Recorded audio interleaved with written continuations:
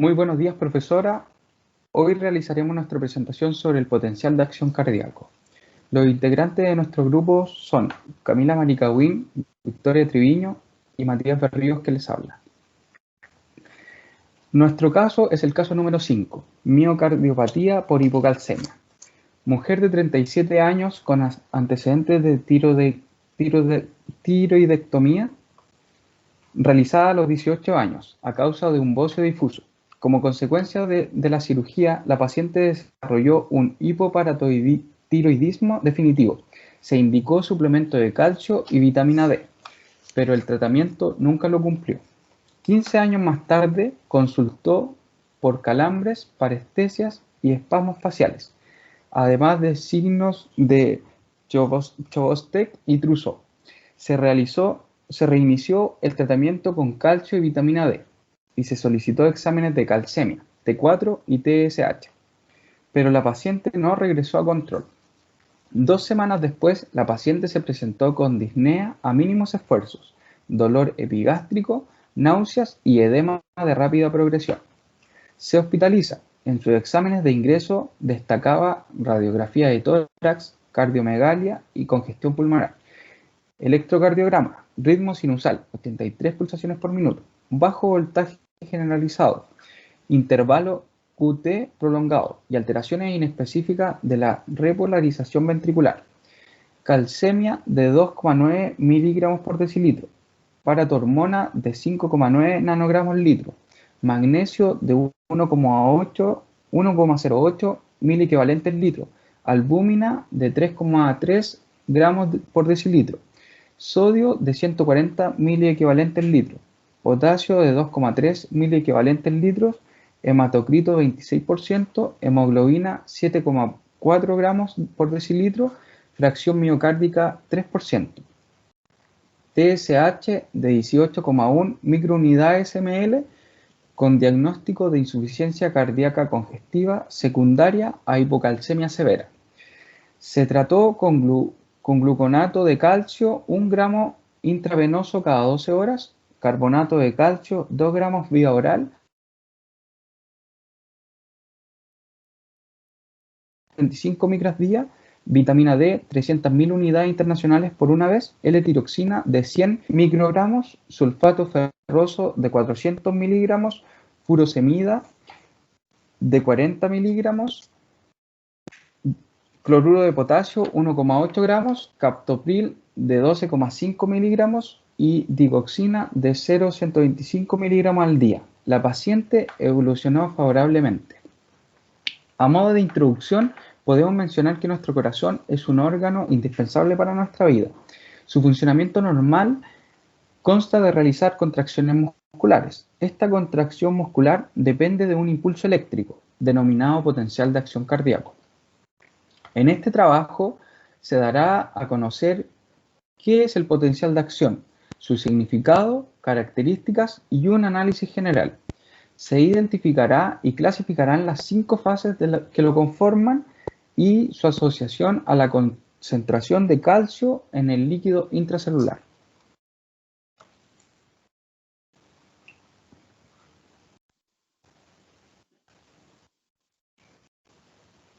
Los objetivos que vamos a tratar en este trabajo van a ser objetivos generales, que es el analizar el mecanismo fisiológico del potencial de acción cardíaco, y específicos, reconocer conceptos y componentes clave en el mecanismo de acción cardíaco, identificar las distintas fases del potencial de acción cardíaco y explicar la relación de la concentración de calcio en el líquido extracelular en el potencial cardíaco.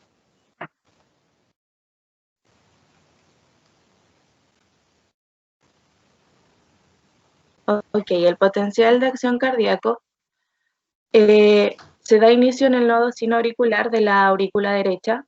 Este proceso es conocido porque tiene una rápida despolarización o desequilibrio en la membrana, seguida por una repolarización que hasta el potencial de membrana se puede registrar mediante el electrodo intracelular. En palabras más simples y sintetizado, podríamos decir que el potencial de acción cardíaco es la descarga eléctrica propulsora que da el inicio a la contracción muscular. Encontramos componentes que son importantes para este proceso de potencial de acción cardíaco, como es la despolarización, que esta es la disminución del potencial de membrana, donde se vuelve menos negativo, y es gracias a la bomba sodio-potasio. Tenemos también la repolarización. Aquí tenemos los conceptos ahora importantes. Si pueden cambiar la diapositiva, por favor. Ya, tenemos los conceptos importantes, que son la repolarización, que es el tiempo del potencial de membrana, que está hiperpolarizado con respecto al potencial de reposo, que el potencial de reposo es el potencial que existe entre el interior y el exterior de la célula. Luego tenemos la hiperpolarización, que este es el proceso de potencial de membrana que es más negativo. Luego el potencial de membrana, que esta es la diferencia de potencial entre ambas membranas que separan dos soluciones diferentes de diferentes concentraciones de iones, y esta se expresa por milivoltios. Luego, corriente de entrada, que esta es el flujo de carga positiva que ingresa a la célula y que provoca despolarización en la membrana o el potencial de la membrana. Luego, la corriente de salida, que este igual es un flujo de carga positiva en el que sale hacia el exterior y que provoca una hiperpolarización en el potencial de membrana, y tenemos ejemplos de esta como es la salida de potasio. Y finalmente los canales iónicos, que estas son proteínas integrales unidas a la membrana que provocan y dan paso a la entrada y a la salida también de ciertos iones, y esto es gracias a dos factores importantes, como es el voltaje producido por el cambio del potencial de la membrana, y luego el ligado, que es cuando se abre y se cierra la respuesta de esta misma membrana, de este mismo potencial de membrana, que lleva a hormonas y neurotransmisores.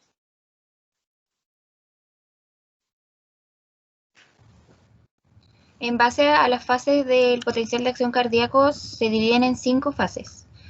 Pero en primer lugar, el cardiomiocito es la célula cardíaca en el cual el principal catión del líquido extracelular es el sodio y el líquido intracelular, su principal catión es el potasio. Los iones salen a través de canales de calcio que son compuertas ubicadas en la membrana intracelular. Por otra parte, las células cardíacas tienen cargas positivas y negativas, pero en estado de reposo las células tienen más carga negativa en su interior. El potencial en reposo está en aproximadamente 85 milivoltios, y cuando la célula responde a un estímulo, esta se va a despolarizar, que es la curva ascendente que se encuentra acá. Por otra parte, también para que esto ocurra debe pasar el potencial de umbral, que es donde se dispara a positivo 30. Esto se conoce como la ley del todo o nada. Si no pasa el potencial de umbral, significa que no va a haber una despolarización rápida. La fase de 0, que es la fase ascendente, comienza con una despolarización rápida y se caracteriza por una ausencia rápida del potencial de acción. Esto ocurre gracias a la entrada de sodio. También tenemos la fase 1, que es donde se provoca una repolarización inicial, que es la curva que se ubica aquí, donde se encuentra salida de potasio. Entonces el exterior de la célula queda con carga positiva.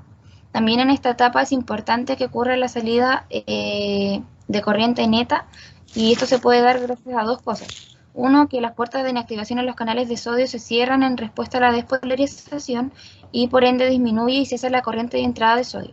Y segundo, existe una corriente de salida de potasio provocada por una fuerza impulsora de gran magnitud para los iones potasio. Después de la fase 2 ocurre una fase de meseta, que es la que se ubica acá, en donde en esta etapa hay un periodo largo del potencial de membrana que está despolarizado y está relativamente estable. Esto se provoca gracias a la salida de potasio y la entrada de calcio. Las entradas de corriente y de salida se encuentran igualadas, no hay flujo de corriente neta a través de la membrana y este equilibrio se da gracias al aumento en la conductancia de calcio. También por otra parte tenemos a la fase 3 y en la fase 3 también llamada repolarización.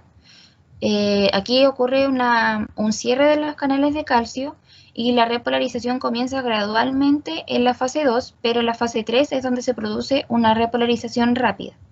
Esto se provoca gracias a la salida de potasio y el calcio ya no puede entrar porque se cierran sus canales.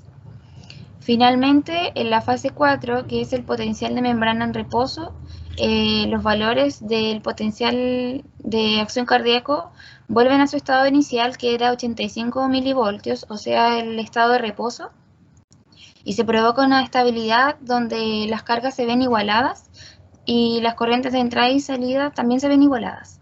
El potencial de membrana en reposo se acerca al potencial de equilibrio del potasio, pero sin embargo no lo alcanza por completo. En este caso se vuelve a recuperar el estado de reposo de la polarización y se reordenan todos los iones, regresando así a su estado inicial. Relación de la concentración del calcio en el potencial de acción cardíaco. El calcio forma parte importante en la generación del potencial de acción cardíaco. Esto debido a que se prolonga el tiempo de la contracción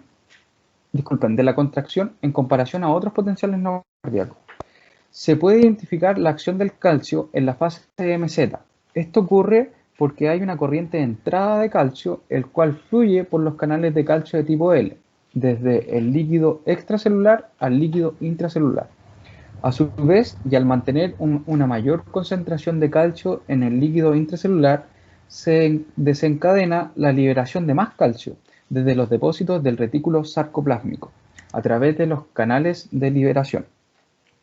Esto aumenta aún más la concentración de calcio en el medio intracelular, provocando en el medio intracelular que el calcio se una a la troponina C. La tropomiosina cambia su dirección y produce la interacción actina-miosina, formando enlaces cruzados que después se rompen. Los filamentos gruesos y finos se desplazan uno sobre el otro generando tensión. Por ende, la magnitud de la tensión de las células miocárdicas dependerá netamente de la concentración del calcio en el medio intracelular. En la relajación se produce cuando sucede lo inverso. El calcio vuelve a acumularse en el retículo sarcoplásmico gracias a la calcio ATPasa, lo que desencadena una disminución en la concentración intracelular. En cuanto a los tiempos de cambios de milivolts, se puede individualizar como duración del potencial de acción cuando se mantiene un valor diferente de menos 90 milivolts, el intervalo diastólico cuando se mantiene en menos 90 milivolts antes de volver a ser excitado, y por último, la suma de la duración del potencial de acción más el intervalo diastólico sería la duración del ciclo básico. Este comprende la excitación de la célula a lo largo del tiempo.